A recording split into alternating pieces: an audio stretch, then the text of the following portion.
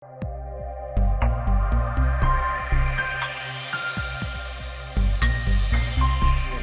kasih Bapa, kami sungguh bersyukur kepada Engkau dan terpujilah namamu di dalam nama Tuhan Yesus. Haleluya.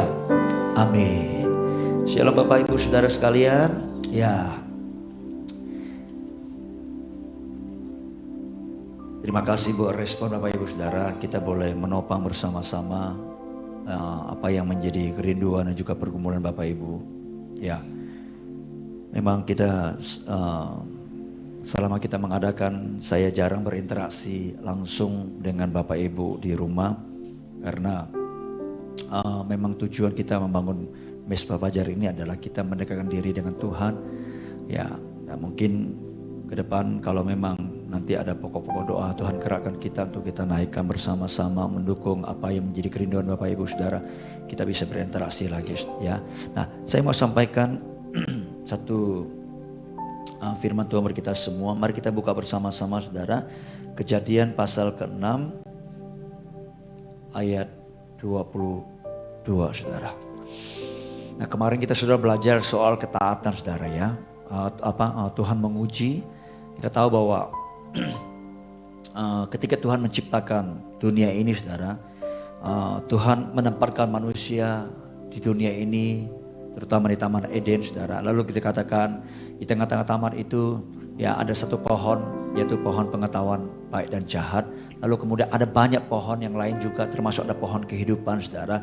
Ya, dan itu menggambarkan kenapa Tuhan tempatkan manusia di Taman Eden. Lalu kemudian ada satu pohon pengetahuan baik dan jahat. Itu ada sebuah ujian bagi manusia. Apakah manusia mau belajar taat kepada Tuhan atau tidak Saudara. Kenapa? Karena memang sebelum manusia diciptakan dan dunia diciptakan, ada satu peristiwa yang terjadi di surga. Dan kita tahu bahwa kita menuliskan bahwa ada malaikat yang tidak taat, berontak kepada Allah di surga. Dan mereka, malaikat ini yang disebut dengan iblis sekarang Saudara, ingin menyerupai mengambil alih, menyayangi Allah di surga seperti itu Saudara. Lalu kemudian iblis dilemparkan dari surga dan Allah kemudian membuat sebuah proyek yang baru, yaitu proyek ketaatan Saudara. Dan ya, manusia dijadikan sebagai proyeknya ya, ditempatkan di tengah-tengah dunia Saudara. Dan tujuannya adalah supaya Anda ya yang memang sungguh-sungguh mentaati Allah, bukan karena seperti robot, tapi memutuskan untuk taat kepada Allah karena memang ingin mentaati Allah, bukan karena dipaksa seperti Saudara. Nah, hari ini kalau kita tahu bahwa setiap ketaatan itu kan itu pasti ada berkaitan dengan aturan, berkaitan dengan apa yang ditetapkan Saudara seperti itu. Misalnya kita percaya bahwa setiap aturan yang dibuat itu adalah untuk kebaikan Saudara.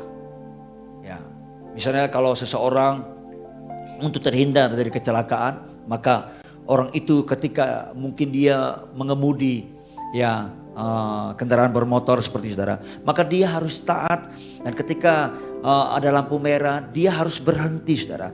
Kalau dia ada di traffic light yang berwarna merah seperti itu Saudara. Nah, ketaatan juga itu menunjukkan sebuah kepatuhan terhadap aturan itu Saudara, atau terhadap perintah, terutama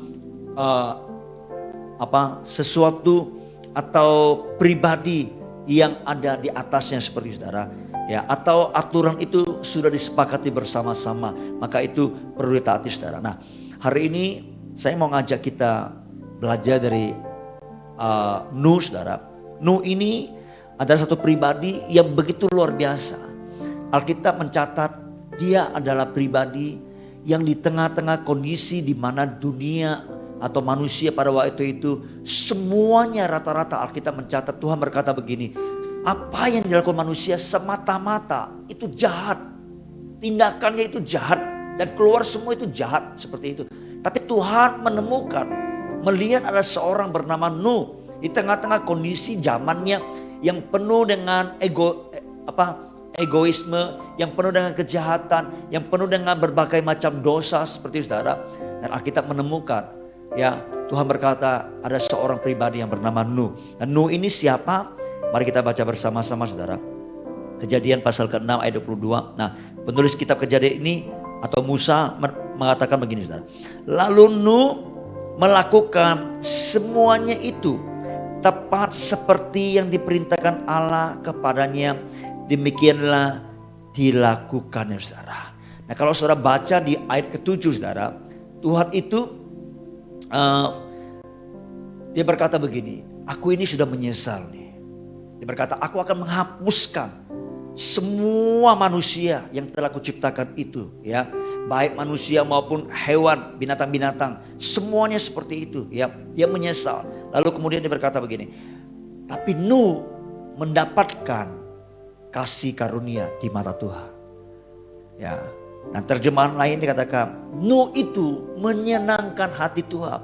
Nah, kenapa Nuh itu mendapat kasih karunia atau Nuh itu menyenangkan hati Tuhan saudara? Ternyata Nuh itu adalah satu pribadi yang penuh dengan ketaatan saudara. Alkitab mencatat dia mentaati perintah Allah. Bukan hanya sekedar mentaati saudara. Kalau saudara tarik kita baca di ayat 22 dikatakan begini, ya. Lalu Nuh melakukan semuanya itu. Wah, semuanya. Artinya apa?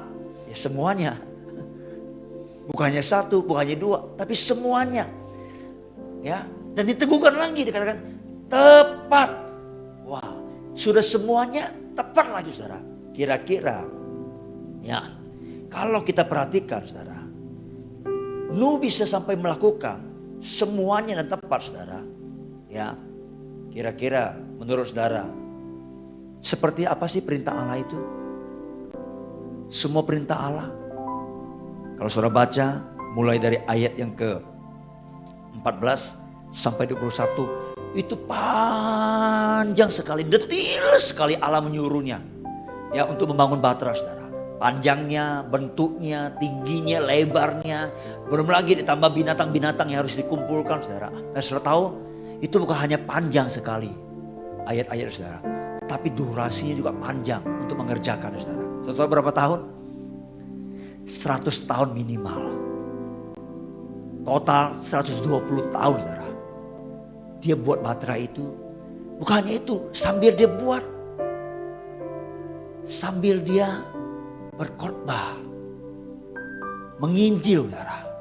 Gak gampang. Dan celakanya, ini bahasanya saudara, ya. Dia sambil buat, sambil khotbah, sambil dibully orang. Orang berkata, oh gila Nuh ya. Ya, kau berkata akan ada banjir. Ya, kan waktu zaman Nuh, sebelum zaman Nuh itu belum pernah ada lihat banjir saudara. Air belum pernah pasang. Dan mereka hanya melihat, belum pernah lihat hujan juga. Karena air itu Tuhan buat itu dari embun saudara, pagi-pagi seperti itu. Ya. Lalu dia berkata nanti akan ada banjir, hujan akan turun seperti itu. Orang-orang pasti akan mencemooh dia, membuli dia saudara. Saudara bayangkan ya, keluarganya bagaimana. Itu bapakmu udah gila, udah sinting itu. Belum lagi bapakmu itu lihat kalau bikin perahu bukannya di tepi laut, di tepi sungai.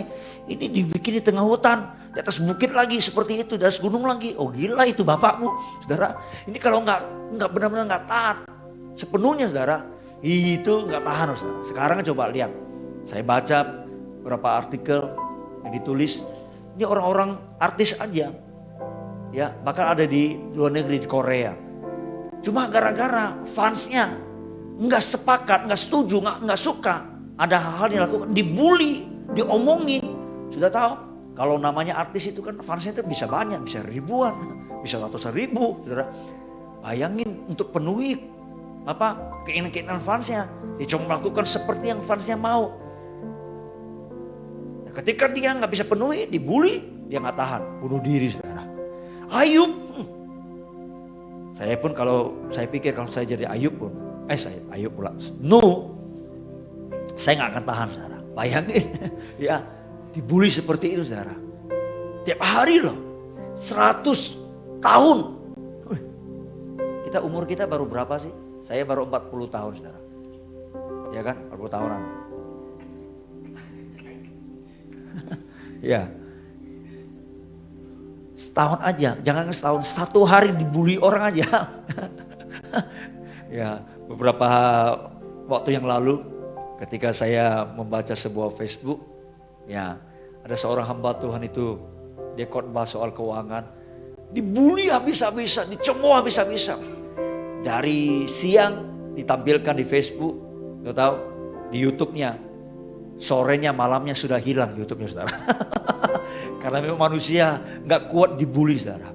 Tapi Nuh begitu luar biasa, saudara. Dia mentaati Tuhan, dia mengikuti Tuhan sepenuhnya, saudara. Ketika dia buat bahtera, saudara, ya itu lama 100 tahun dan detil. Dia buat tepat seperti yang Tuhan perintahkan, saudara. Wah, ini orang yang begitu luar biasa, saudara. Nah, ini orang bisa dijadikan contoh dan teladan buat kita, saudara. Alkitab mengatakan tepat seperti yang diperintahkan Allah, ya, kepadanya, demikianlah dilakukan, saudara. Wah, sangat menakjubkan, saudara. Ya, sangat mengherankan, saudara. Saudara, apakah saudara saya bisa mentaati semua perintah Allah? Kalau dipikir secara manusia, sangat mustahil. Betul apa betul, saudara? Sangat mustahil, saudara. Apalagi tepat semuanya. Tapi semua katakan dengan kasih baik-baik, saudara. Tidak ada yang mustahil bagi Allah. Amin. Karena itu kita perlu mengandalkan Allah. Kita perlu mengandalkan Tuhan, saudara. Ya. Satu hal yang saya mau dorong, saudara. Kita bisa mentaati semua perintah Allah. Karena Alkitab berkata begini. Perintah-perintah Allah itu tidak berat. Yang berat itu karena perasaan kita, pikiran kita.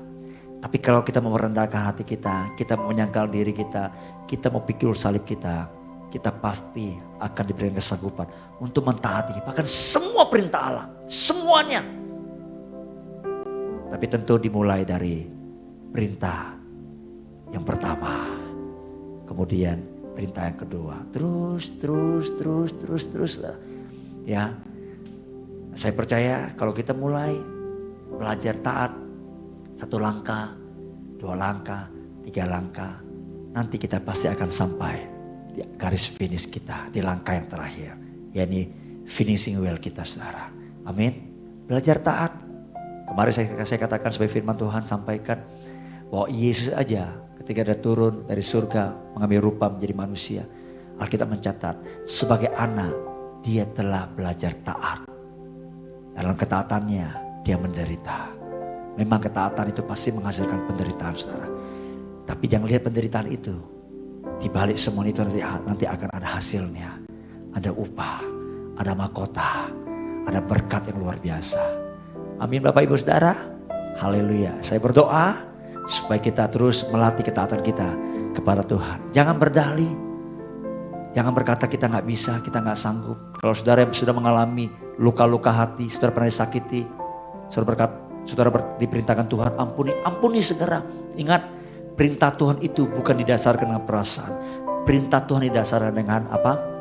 Kebenaran Tuhan. Kehendak kita untuk mentaati kebenaran itu, saudara. Kadang kita mentaatinya, saudara, ya perasaan kita memang tidak enak. Tapi kalau kita mentaati terus, saudara, nanti perasaan kita akan ikut, saudara. Haleluya. Saya berdoa semua kita menjadi orang-orang yang taat kepada firman Tuhan, kepada Allah kita. Amin. Haleluya. Mari kita akhiri Mesbah Fajar kita pagi hari ini.